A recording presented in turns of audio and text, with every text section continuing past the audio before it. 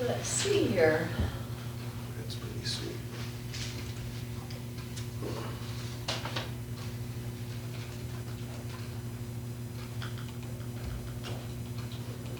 Anybody else want a copy? Okay.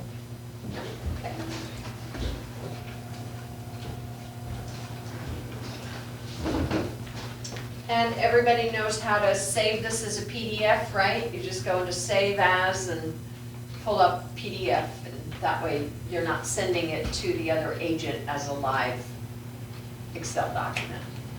This does work in, what's it called, numbers on Macs. So just double check that the macros are all working, but it does. Yeah, it's in It's print. not responding. Yeah, it's in print. Oh my God, it just crashed the whole program.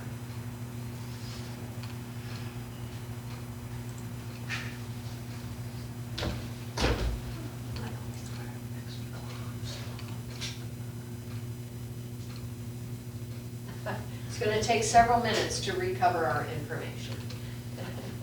Oh my God.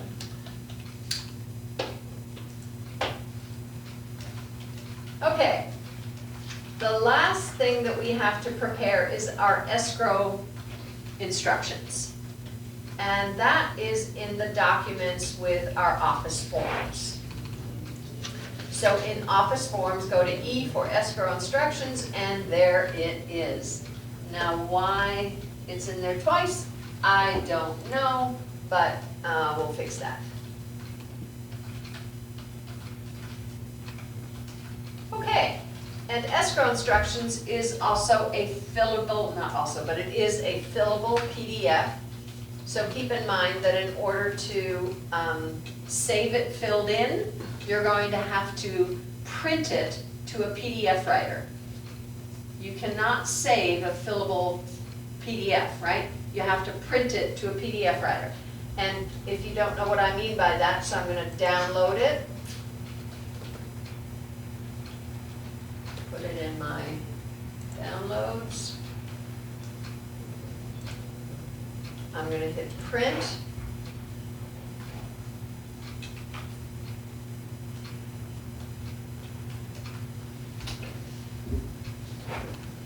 And up here where it says destination, I'm going to choose a different printer.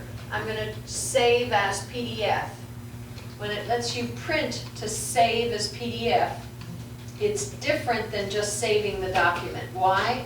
I think it takes Adobe out of the loop, and it makes all those fillables work better.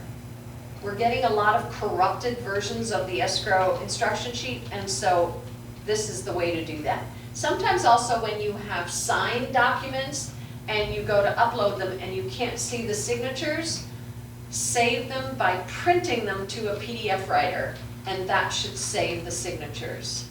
It takes Adobe out of the equation, and because Adobe is now so smart enough that says, oh, you're playing with a document that's got signatures on it, you're not allowed to do that, you can't mess with this document, right? So it's, I don't quite get why, but that's a workaround.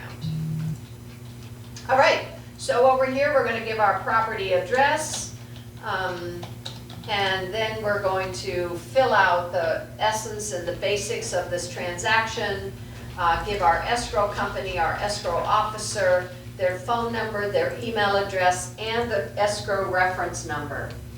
And then you're going to put a big check mark as to who you are representing. And you go, okay, we're representing the buyer, and this was Barney Rubble. And the street address where Barney lives, he lives on 574 Kahala Drive in, I don't know where that is, Makawow. And then his cell number. Now, this is the only place, again, where your broker has your client's contact information. Please, please fill it all in, okay? So you're going to give me 808, and then the email address, and then you can say it's Marion as the agent, and, yeah, you can put my phone number there, make it easy for the MCA to find my phone number, not search for it, so I'm gonna put my phone number in here. And I can even be really nice and put my email address too, and that way they have everything. Now for the seller side, I'm gonna give the seller's name, so it's Larry Lister, and the agent is Chris Sugars, and she's with Hawaii Life, and I'm gonna give her phone number.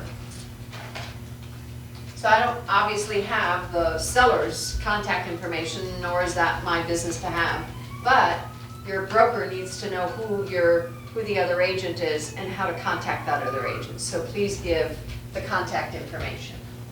And then over here is there a mortgage company involved? Well, no, Barney's buying by cash, right? So we can just clarify that and say cash. And then is there a direct outside broker referral? And there wasn't there? Yes, and who's the agent? And I'm gonna say, here's the name of that agent, right, that I'm giving this referral to. And who's the brokerage? So now I have to put, well, it's KW in Texas, right? So I'm gonna put the name of the brokerage. And then here's my sales price, $6.79. And the gross commission is 3%. And now I have to calculate that. So this is why I find it handy to print out the green sheet, because your green sheet calculated it all. So your green sheet already has this information on it. Now I'd have to recalculate it, right? And then it says, is GET included? And we say yes. And then we go, well, what's that amount?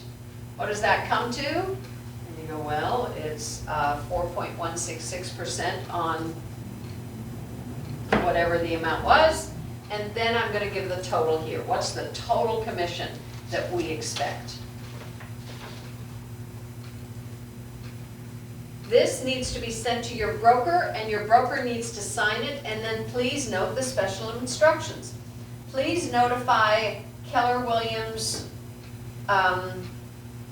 of recordation and wait for instructions before dispersing funds. You will receive a separate disbursement authorization form prior to recordation. Email final statements to klrw1002@kw.com. This is our Market Center Administrator, right? And these are the instructions to Escrow. So this is also helpful to Escrow because now they've got all your clients and your contact information here. And do you need to get your client's contact information to Escrow? Yeah, it's part of opening Escrow, right? Because Escrow needs to send them an escrow contract and all sorts of information. So you print this, you print it to a PDF, and that lets you save it and upload it into, right? You just put it in your downloads right here, open your command folder and drag it in. And then when you get it back from your broker fully signed, well, you can replace it, however you want to do it. Okay. The final thing I want to just point out is that here in our office forms are all of the forms you could possibly need for approvals. So here is your preliminary title report receipt and approval. For instance, you fill it out, you say, this is in reference to purchase contract, whatever, buyer has received, acknowledged, and approved the preliminary title report received. Such and such a date. Here is the received portion and reviewed and approved. So you have the buyer sign it twice. Once when they receive it, and once when they approve it. Another one is,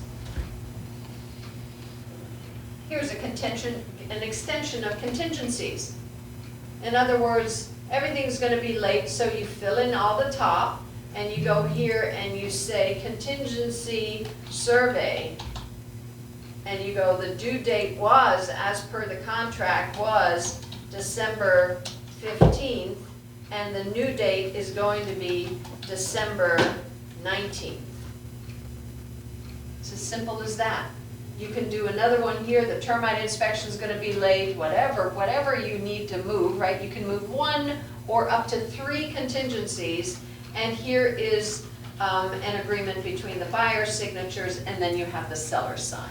So a pretty easy way to move your contingencies. You could do J1 and go J1 inspection. It's due on December 15th, we're moving it to the 19th. See what happens, right? So that's a very cool and useful form.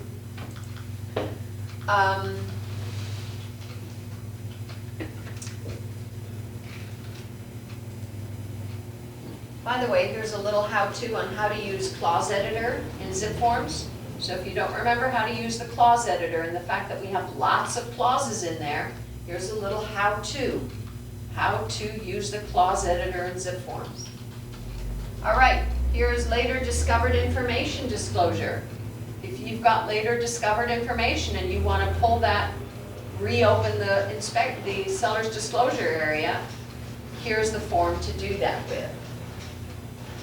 Here is your J1 inspection approval. So there is the one that's pertains if somebody has a loan.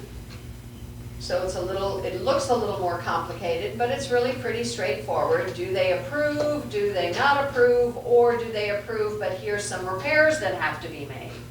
And if there's some repairs that have to be made, then we check number 4 and we say, buyer accepts the property and agrees to proceed with the transaction if the following is agreed to by the sellers.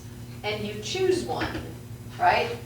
You're not going to choose the last one, which is a change in the purchase price, unless this is for cash, because a lender doesn't let you change the amount of the purchase price, right? You need to, the loan needs to be totally resubmitted, so you don't want to go that route. The third one is that never mind having the seller fix it, we just want a credit. We just agreed to a credit for $1,500, give us a credit and we'll make it all go away, right? And then the other 2 are variations of having the seller make the repair in time for you to affect it. Any kind of holding of money in case it's not done properly. The cash version for cash, J1 satisfaction for cash, is simpler because we don't have to worry about the loan thing. So it simply says approve, do not approve, or here's some repairs, and make these repairs or do whatever we want to have done here. So different versions of that. Here's a final walkthrough that corresponds with that more complicated J1 or one that's simpler. Here is a J1 waiver. If somebody says, no, I don't need to hire a home inspector, I'll do this myself. Or I'm going to have my brother-in-law do it. We go, okay, but just so you understand, buyer has chosen to waive buyer's right to inspect the property under paragraph J. Oh, this is a full waiver, excuse me, not a home inspector waiver. This is a full waiver. If somebody says, no, I'm gonna buy it without, right? So you want to make sure that we've got that in writing, that we counseled them to have somebody inspect it and they opted not to. So L2, termite inspection waiver, termite inspection approval, right here, lead-based paint pamphlet, document receipt and approval. If you don't know, this is here. This is great, not dissimilar to what's in zip forms. There's also this version in zip forms. It lets you check the documents that you've received, right? And it lets your client sign it as a receipt and then sign it a few days later as an approval form. You can also use this for the preliminary title report and for others if you so choose. You get the point. All those documents are in here. You should really browse this folder and make sure you're aware of what's available to you in here. And that's it. You've opened escrow, congratulations. Questions? You're like, I don't even know what just happened.